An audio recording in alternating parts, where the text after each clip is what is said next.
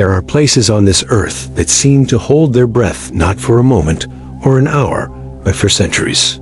Places where the air is heavy with unspoken history, and the very ground whispers secrets that were meant to remain buried.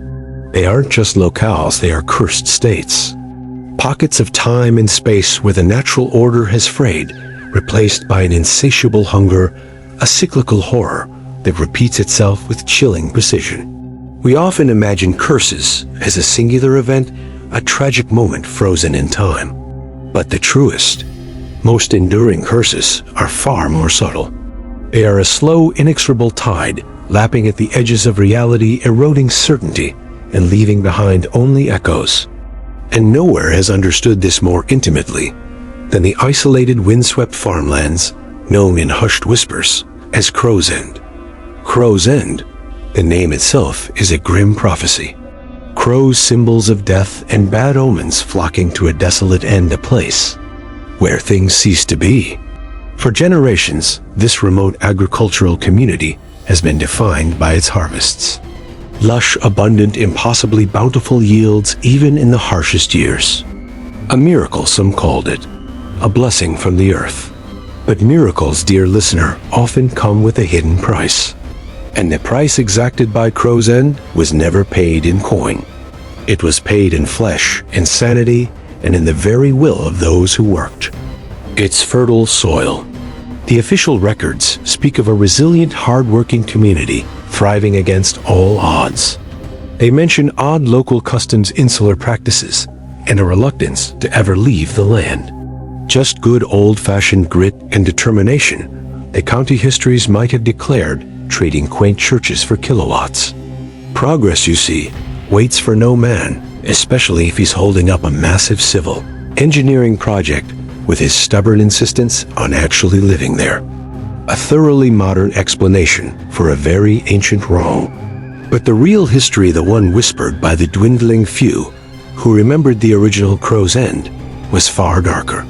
They spoke of a prior curse, a chilling blight that had already begun to consume the town long before the engineers arrived.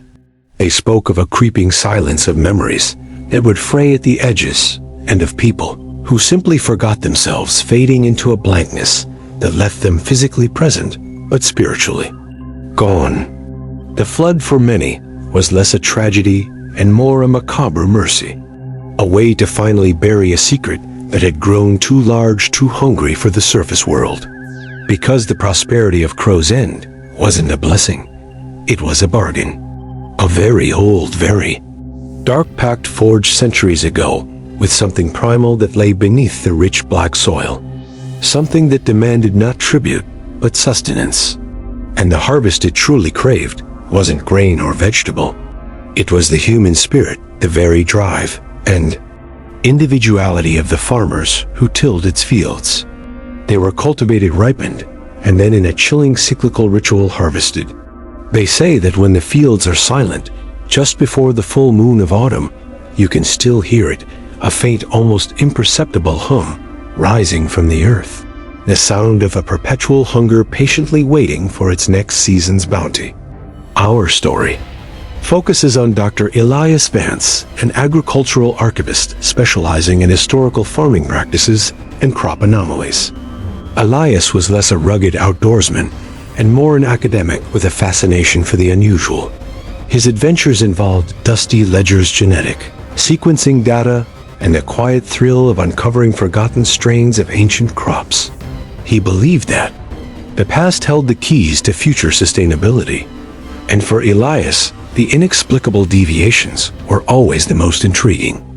Elias stumbled upon Crow's End while researching a historical anomaly, consistent abnormally high crop yields documented in this specific region, even during periods of widespread drought and blight that devastated surrounding areas. The records were sparse, often handwritten in old farm journals, but they all pointed to Crow's End as an agricultural anomaly. There were also vague, unsettling mentions of the quiet time, the long sleep, and the Earth's embrace, terms that defied standard agricultural definitions. Further research into old county records yielded tantalizing fragmented clues. vague mentions of entire families never leaving their land for generations of strange repetitive behaviors and of a collective memory loss that affected the entire community, particularly after harvest season. These records were often heavily redacted or dismissed as rural eccentricity by later authorities. But Elias, with his knack for seeing patterns in the noise, saw a chilling narrative emerging. A community that wasn't just isolated but consumed from within before being consumed by the land itself. The peculiar uniformity of the current crow's end crops, remarked upon by visiting agricultural inspectors, also caught his attention. Every stalk of wheat, every ear of corn, every potato seemed identical, almost unnaturally perfect. It was the same uniformity described in the ancient whispers about the original crow's end harvests. This wasn't just a historical mystery. It was an agricultural enigma, a biological anomaly, and a personal challenge for Elias. "Right," he muttered, to his perpetually shedding indoor fern Ferdinand, which drooped contentedly beside him. "Either this is a previously undiscovered strain of supercorn, or I'm about to become intimately familiar with the definition of cultivated and consumed. Probably both, knowing my luck. For a man whose life ambition involves identifying antique farming implements, I really do stumble into the strangest, most existentially inconvenient situations." Ferdinand just sat there, clearly unimpressed by the impending supernatural field trip. The journey to Crow's End was surprisingly pleasant at first. Rolling hills, quaint farmhouses, golden fields stretching to the horizon. But as Elias approached the heart of the community, a subtle change occurred. The air grew strangely still, the distant sounds of modern life fading into an almost oppressive quiet. The fields themselves, vast and shimmering under the summer sun, had an unnerving stillness to their crops, like a perfectly uniform carpet reflecting only the sky. There were no birds flitting through the stalks, no buzzing insects. The entire landscape felt strangely muted, almost dead, despite its apparent vibrancy. He set up his research camp at the edge of a particularly large wheat field, a place local guides had specifically warned him against citing the strong currents in the soil and the soil. Deep roots. Elias, ever the rationalist, scoffed. He was a man of science, of empirical data, not local folklore. His first few days were spent deploying soil sensors, setting up time-lapse cameras, and preparing his advanced genetic sampling equipment. He took meticulous notes on the crop health, soil composition, and environmental factors. Everything pointed to a miraculously fertile, yet unervingly static ecosystem. As he began his initial passes with his ground-penetrating radar, he immediately detected anomalies beneath the fields. There were strange, non-natural energy signatures, almost like a faint rhythmic pulse emanating from directly beneath the deepest roots of the crops. The pulse he detected from satellite data became stronger, almost palpable, resonating through the earth and eerily through the soles of his boots. And then he saw it on the radar's monitor. Not buried structures, but vast interlocking patterns, like an impossibly complex root system, far larger and deeper than any natural growth. It spanned acres directly beneath the most fertile fields, and from within its depths, the strongest energy signatures emanated. It was like a colossal, silent neural network, alive and pulsating beneath the earth. As he moved his equipment closer, the radar image seemed to shift. A faint tremor passed through the soil, and then a subtle, almost imperceptible sound registered on his sensitive acoustic sensors, a low, resonant hum. Not a geological tremor, but a deep, pervasive vibration that seemed to fill the entire underground soundscape. Elias felt a prickle of unease. This wasn't just residual energy. This was something else. The deep black soil, the oppressive silence, the strange hum, it all began to coalesce into a profound sense of wrongness. He dismissed it as faulty sensors, as artifacts of the extreme depth. "Right," he mumbled, sipping lukewarm tea. "Either my cutting edge Million-dollar equipment is suddenly experiencing a dramatic nervous breakdown, or this field is actively trying to communicate. And honestly, for a patch of dirt, it's being remarkably passive-aggressive. If you want to talk crow's end, just say, "Something don't give my radar a panic attack." He tried to keep his voice steady, but a knot of apprehension tightened in his stomach. Over the next few days, Elias meticulously documented the subsurface anomalies. The deeper he probed, the more pronounced the strange pulsating energy became. The hum intensified, becoming a constant low thrum that seemed to vibrate in his very bones. And the patterns from the ground-penetrating radar grew more unsettling. He discovered that the subsurface network was far more complex than a mere root system. It seemed to expand and contract, almost breathing, and radiated a faint internal glow, a low malevolent pulsation that registered only on his most sensitive optical sensors, indicating a profound bioluminescent energy.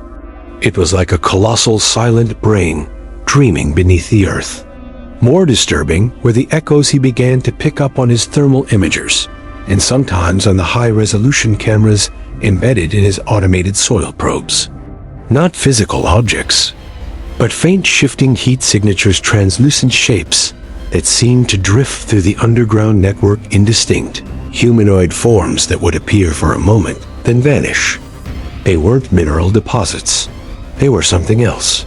He also started to feel a peculiar hunger, not for food, but for answers. An insatiable craving to send his probes deeper, to push the limits of his research, to understand the source of it. The nature of the echoes. He'd spend hours losing track of time, only emerging from his cramped observation tent, blinking into the oppressive twilight, feeling drained, yet oddly compelled. The hunger was a dull ache at first that intensified, making him feel lighter, less substantial, and oddly more attuned to the subtle shifts in the field's eerie stillness. He tried to dismiss it as academic obsession, a common affliction among dedicated researchers. Just the usual brain rot from too much deep soil analysis and not enough human interaction, he'd mutter, forcing down another bland protein bar. Probably. Also explains why I'm starting to think the giant underground root system is trying to send me existential poetry. Or perhaps just politely requesting a new batch of compost. You know, for a sentient subterranean organism, it's being remarkably subtle about its communication needs. His dry humor was becoming a desperate internal monologue, his only companion, the ceaseless hum of the earth. One evening, reviewing archived local news footage about crows, and from the early 20th century, he stumbled upon old interviews with former residents. Their accounts were fragmented, filled with odd gaps. They spoke of a prior phenomenon, the Great Sleep, where farmers would become withdrawn, their minds blank. The Earth's embrace, they called it. They described how people would eventually simply disappear, leaving no trace. One old man, his eyes wide with terror, muttered it wasn't just the land that grew. It was the hunger. The hunger was already eating us from within. Elias felt a cold dread. The hum, the echoes, the fading memories. It all aligned. This wasn't just a fertile field. It was a place that had already begun to consume its inhabitants, long before modern records were kept. And the harvests were not just crops. They were a chilling metaphor for the entity itself. He knew what he had to do. He had to understand the core of the perpetual harvest. The next phase of his research was different. Elias decided to use a specialized subterranean drone, one designed for navigating complex underground tunnels. He had to see it with his own eyes. The hunger for answers was a burning compulsion, overriding all caution. As the drone descended into the profound darkness beneath the fields, the hum intensified, vibrating through its very structure, resonating in Elias's own chest through the remote controls. The view outside the drone's cameras was thick with compacted soil, but as it neared the center of the energy signatures, a strange ethereal light began to emanate from the depths below. And then it appeared on the drone screen. Not a single object, but a vast organic network of thick pulsing tendrils, interwoven like an impossibly complex root system, but clearly biological, radiating that soft internal glow. It was vast, ancient, and seemed to pulse with a silent living energy. It was the true heart of Crow's End. As the drone approached, the whispers began, not sounds in the air, but voices in his mind. Faint at first, then growing louder, emanating from the network itself. Root, grow, become earth. They were insidious, tempting whispers promising ultimate understanding of life, of sustenance, of the very cycle of existence. It was the ultimate lure for an agricultural archivist obsessed with the earth's bounty. But Elias felt the terrifying truth behind the promise. It was the erasure of the individual mind, the absorption into a collective primordial consciousness. He thought of the old man's words. The hunger was already eating us from within. This wasn't a land that merely grew crops. It was a land that grew itself by consuming everything that rooted within it. The drone's internal systems began to flicker, its camera feed glitching. The hum was deafening in his mind, threatening to drown out his own thoughts. He felt himself being drawn closer, an irresistible pull, not physically but mentally. His hands instinctively reached for the controls, but his limbs felt heavy, his movements sluggish. Then he saw it. In the reflective surface of the drone's own camera lens, his own reflection. But it wasn't quite right. His eyes were too wide, too dark. His mouth open in a slight, unnatural smile. And within the lens, a faint, translucent figure. Indistinct, composed of swirling soil and shadowy roots. It had no discernible face, but its form was vaguely humanoid, its limbs seeming to extend into the very depths of the earth. It was the fangs, the entity of consumption, the hunger that had taken Crow's End. The reflected Elias slowly reached out a hand mirroring his own, but its touch was cold, absorbing. He recoiled, staring at the terrifying image. This wasn't a haunting. It was emerging. A consumption. The land was the heart of the entity, drawing everything into its silent, hungry being. Well, this is rather inconvenient. Elias thought, a desperate, almost manic chuckle rising in his throat. Just when I thought I was having a dull day of soil analysis. Turns out my reflection is trying to absorb my entire being into a giant root system. Very dramatic. You'd think after all this time, a sentient subterranean farming entity would at least learn some manners, or invest in better facial recognition. This one makes my nose look huge, and I'm about to be erased. Priorities, people. His dark humor was a desperate, almost suicidal defiance against the creeping nothingness. Elias forced himself to remember the fragmented records, the whispers of the original Crow's End residents. The great sleep, the loss of self. This curse wasn't about violence, it was about forgetting. And the ultimate price was to become part of the collective amnesia, a silent echo in the Earth's unending hum. He understood now. The network wasn't just a root system. It was the central node of the fame's entity within Crow's End.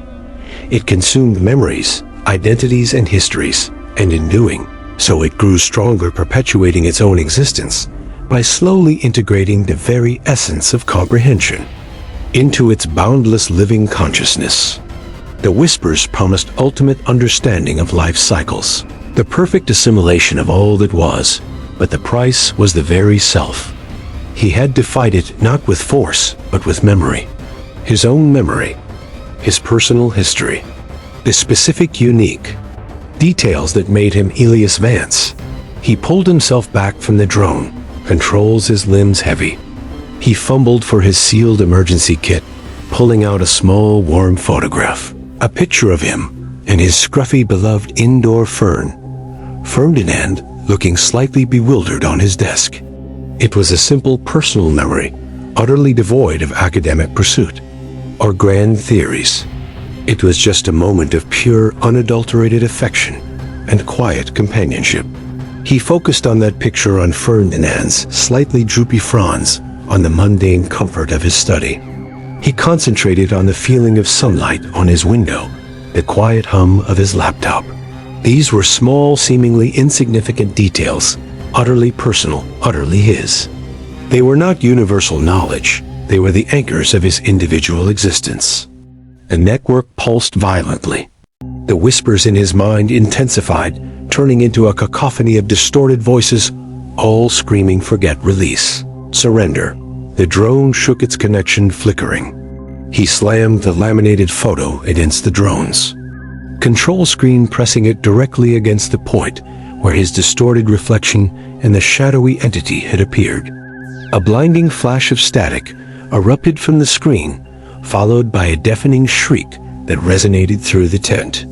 The underground network pulsed erratically, its internal glow flickering like a dying flame. The spectral figure of the Fames recoiled from the screen, dissolving into fragments of swirling soil and shimmering light. The overwhelming hum ceased. The pervasive cold dissipated, replaced by the normal chilling temperature of the night air. The drone's connection stabilized, the screen clearing. Elias collapsed against the controls, gasping for breath, his entire body aching. He was alive. He was himself. But Crow's End had shown him a horrifying truth. This wasn't just a local legend. It was a fundamental force of erasure. It shifted. It adapted. It consumed. And it would keep consuming quietly, relentlessly. Well, he gasped, his voice hoarse, a sliver of his old humor returning through the shock. That was a rather aggressive attempt at a personality transplant. Definitely going to need therapy after this. And maybe a very long, very strong coffee. Or perhaps just a quiet existential crisis on a very, very hard paved surface. Far away from any fertile soil. Definitely no plants. Sorry, Ferdinand. He gathered his equipment, packed his car, and drove away from Crow's End. The journey out felt strangely muted. The fields, once vibrant, now seemed unnaturally still. He saw no more visual echoes. The spectral figures were gone. The direct threat had receded. He reached the paved road, then the highway, and finally civilization. He stopped at the first motel he saw, pulling into the parking lot with a shuddering sigh. He felt an urge to talk, to explain, to scream his horrifying story. But as he looked at the other guests, their faces bright, their laughter easy, he knew he couldn't. How could he explain a place that consumed identity when his own identity felt like a carefully constructed, very fragile facade? He ordered coffee. When the receptionist asked for his name, he hesitated for a long moment. He had to consciously search for it, pull it from a distant, almost forgotten corner of his mind. Elias, he finally managed the name, feeling foreign. Elias Vance. He knew it was his name. He knew who he was intellectually. But the feeling, the sense of being Elias Vance, the passion, the quirks, the unique perspective, it was all muted. Like a photograph that had been left in the sun for too long, its colors faded, its edges blurred. He returned to his modest home. Ferdinand, his fern, sat patiently on his desk. Elias watered it mechanically. He felt a quiet companionship, a theoretical understanding of affection. But the spontaneous warmth he usually felt was dampened. He was observing the emotion rather than fully experiencing it. He looked at his research, his meticulously organized archives. He knew what they were. He knew their agricultural significance. But the intense passion, the all-consuming obsession that had defined his life was gone. It had been part of the flavor. He had deliberately shed. He was a blank canvas. He was present. He was Elias Vance, but he was a greatly reduced version. The entity hadn't fully consumed him, but it had taken a very large bite. He was a survivor, yes, but one who had paid a steep existential price. He tried to go back to his research, but the arcane texts felt less compelling. The thrill of discovery, once so potent, was now a mere intellectual exercise. He completed his report on Crow's End a dry, factual account of its historical crop anomalies and alleged disappearances, carefully omitting any mention of pulsing underground networks, hungry entities, or the deliberate unraveling of his own soul. He couldn't. The words for it felt too grand, too vibrant for the muted person he had become. He sent the report. It was well received, lauded for its meticulous research. He got an offer for a new, prestigious research position. He accepted. He would continue his work, but it would be work performed by a ghost of his former self. He continued to live, to function. He ate, he slept, he paid his bills, he took care of Ferdinand. But the hunger remained a faint phantom ache in his gut, a subtle echo of the entity that had almost consumed him. It was a reminder that parts of him were still missing, parts that might never return. And sometimes late at night, when the world was silent and the memory of the humming earth returned, he would catch his reflection in a dark window. And for a fleeting second, he would see something else. A flicker of something utterly blank, a void where his eyes should be a ghost of this fame's hunger looking out. It was quickly gone, replaced by his own muted reflection. But he knew it was there. A lingering echo, a silent testament to the price of survival in a truly cursed state. Because some curses, dear listener, don't just kill you. They hollow you out. They make you a part of their unending hunger. And they wait, patiently, for the next uncurious soul to stumble into their forgotten feast. And in a cursed state like Crow's End, where the very earth is the bait and curiosity, the ultimate trap, the greatest horror isn't being haunted. It's realizing that you've just become part of the very story you are trying to understand. And that, the next season's bounty might be your own fading memory.